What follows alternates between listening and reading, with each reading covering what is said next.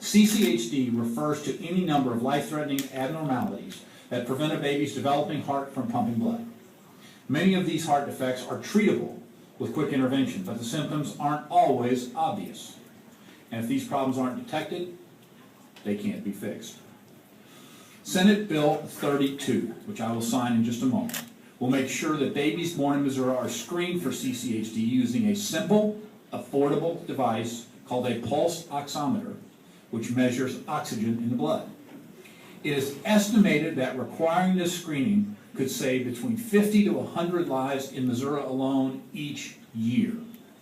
Senate Bill 32 is named for 4-year-old Chloe Mans of Lee's Summit, who was born with congenital heart problem. Fortunately, her mother Kelly, here with us today, and Kelly, thank you for your leadership here and your indefatigable efforts of walking the marble halls in Jefferson City to make sure this got here, insisted that her daughter be tested with a pulse oximeter. That test led to surgery that repaired her heart and saved her life and educated a mom about how necessary this test was. Current law requires certain individuals, like doctors, nurses, teachers, and coaches, and law enforcement officers, to report suspected child abuse or neglect. But instead of making a report to the Children's Division directly, mandatory reporters can opt to tell a superior or other designated agent within their organization. This may be in the best interest of that organization, but it is not in the best interest of that child.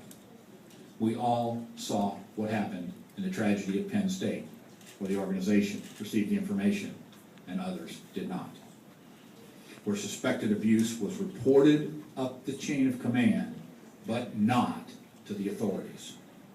That is why, based on the recommendations of a bipartisan task force, House Bill 505 requires that suspected child abuse be reported immediately, not to a superior, not to an internal committee, but directly to the Children's Division. So there will be no delay. This will help to eliminate delays and make it clear that an individual's responsibility to report abuse promptly and directly rather than just turning it over to someone else.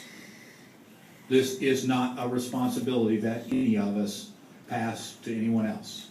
The reporters have that responsibility, and I thank that bipartisan group for coming up with this common sense, aggressive, appropriate solution that will save and change lives in the future.